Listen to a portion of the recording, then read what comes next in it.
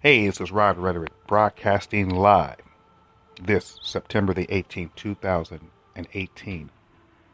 I don't know what's going on out here. There's so much going on and such little time to get to it. But of course, everyone's talking about this Kavanaugh thing. Oh my goodness, it is ridiculous. I mean, I'm on the fence with this. Y'all know that? I'm on the fence with this. And what I'm on the fence on it about is because it happened years ago. So statute of limitation does apply as far as getting in trouble. But if he did do it, then he's trying to be the Supreme Court Justice of the United States, one of them. And the world and the country and the states and cities and local everything as we see are full of people who are horrible and they know the laws and they treat us regular civilian folks like trash. Seriously.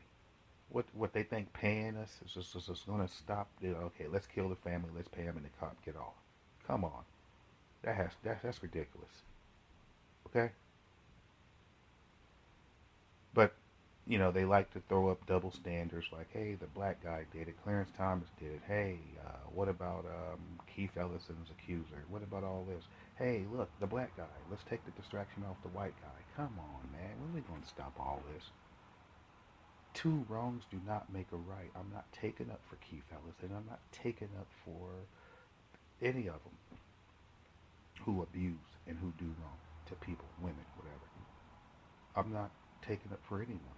Those people are disgusting and they need to be dealt with, of course. But to try to distract like all these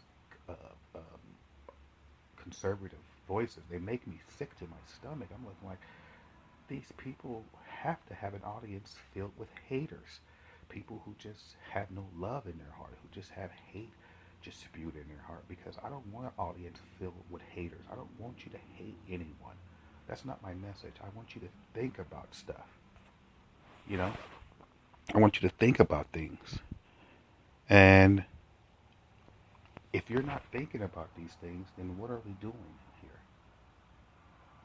Are we going to become loose to the point to where we every time someone says something we don't like, we go crazy?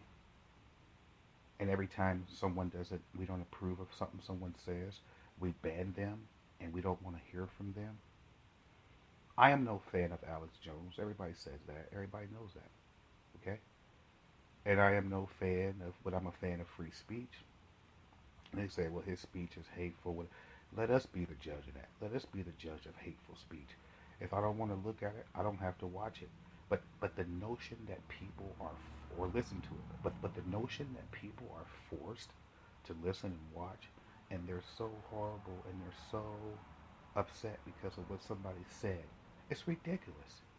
If somebody said that they don't believe that anyone did something or whatever, that's what they believe. If they're crazy, they're crazy. So what? We're going to ban all crazy people, all the people that say all these different conspiracy theories, all these people that think these aliens and all this other crap, all the crazy people that think they belong to Jesus, I mean to God, and then they be on the corner with the megaphones yelling and screaming.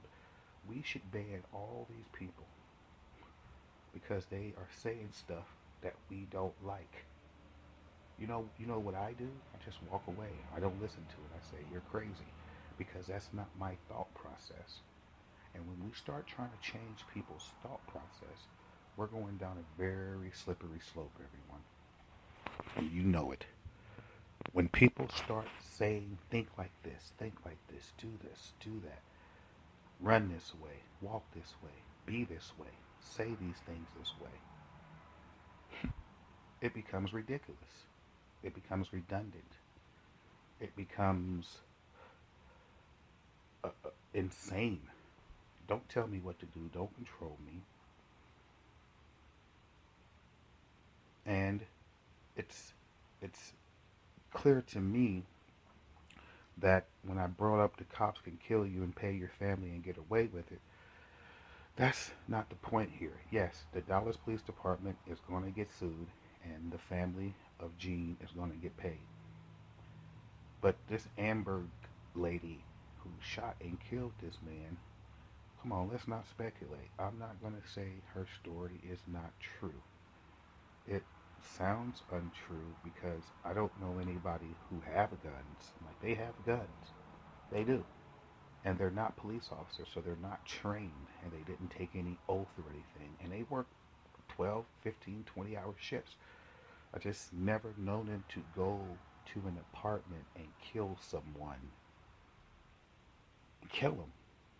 I'm talking about not realizing that this person, this is the wrong apartment, not realizing this, the door was it's just a whole bunch of holes in the story. But to do that, just go into someone's house and kill them.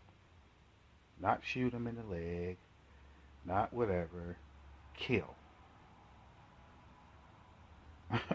It is amazing.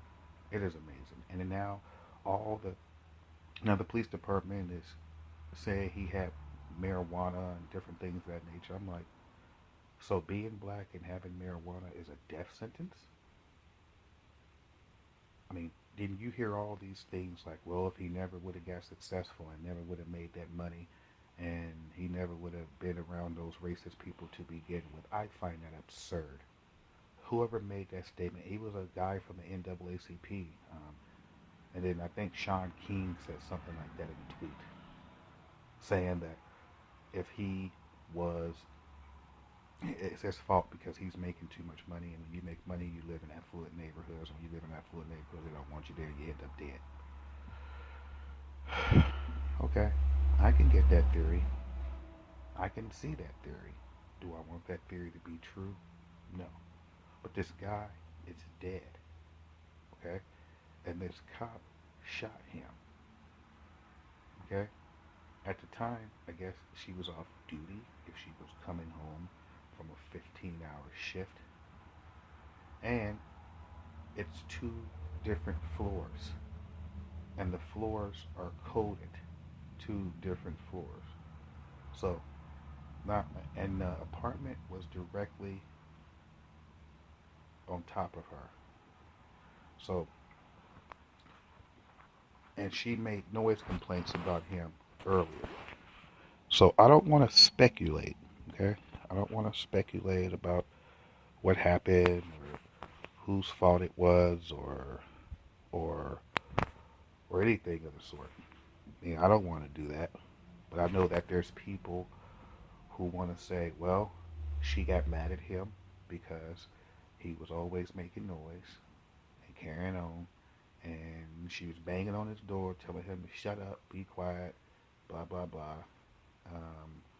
Telling him to not make any noise. She's tired. She's been asleep all night. She's been working all day. She just wanted to get some sleep. So when he banged on the door, he came, he said something that she didn't like, and she shot him. That's pretty much how the story, that's the only way it could be. People get upset with neighbors all the time. She's just trying to hide behind the badge, probably. More than likely.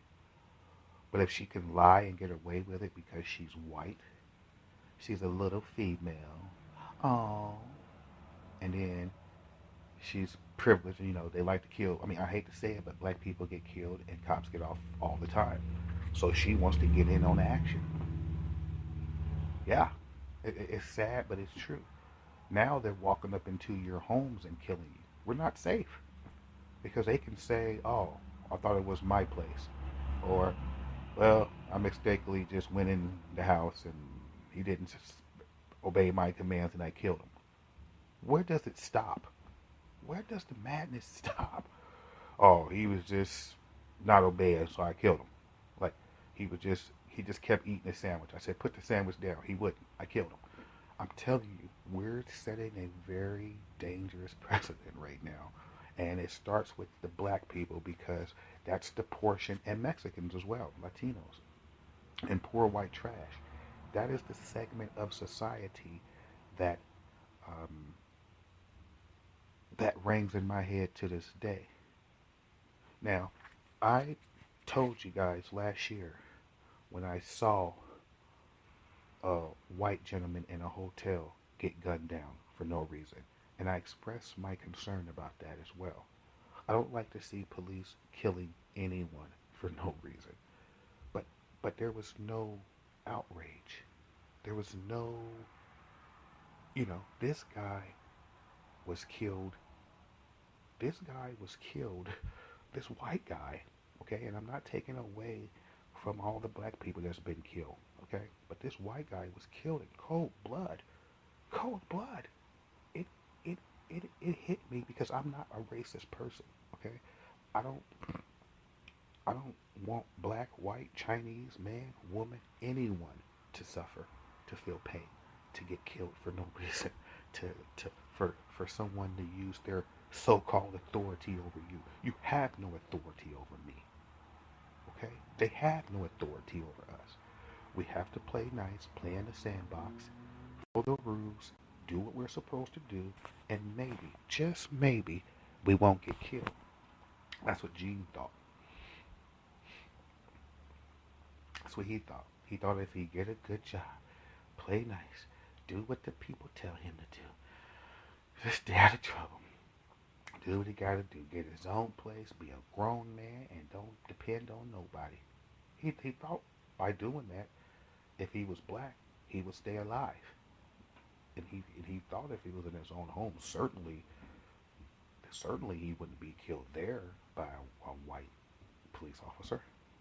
So therefore, if you're black and you're starting to get killed in your own home, or eating a sandwich, or walking down the street, or going over a friend's house, or minding your own business, or whatever silly ass reason that they decide to shoot you for, my heart goes out to all of us, to everyone in the world, especially those targeted by those seeming to see easy prey, easy targets.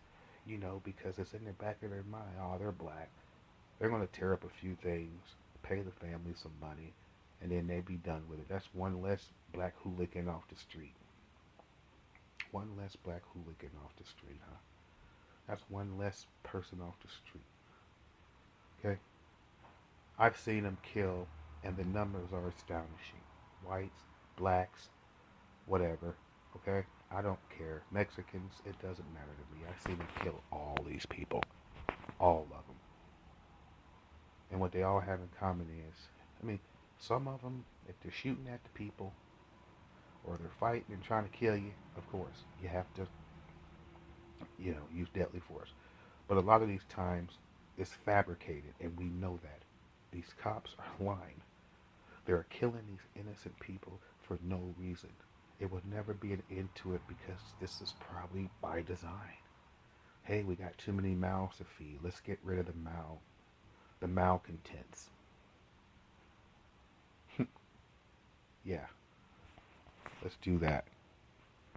Now, as I always do, I give a moment of silence for those who've lost their life with endless violence, especially those in Chicago and all over the world, in third world and progress countries, and in America, inner cities that's been shallowed by so long and designed by design for them to act this way. And if anybody thinks something else is there, I'm not going to tell you the design. It's by design. It has to be. There's no other way. And for Gene, who got killed by that cop, and to his family, rest in peace, man. You did not deserve to die in your own home. You did not deserve to die, period, but especially in your own home. This is a slap in the face to all of us, and we should demand justice. Now, the moment of silence.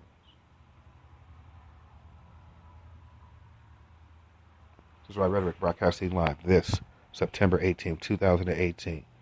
Do me a favor and love somebody today, all right? Go out there and hug somebody. Yeah. Say, I like you. And don't be a stingy butt. And you should share it. Alright? Alright. Be good to yourself.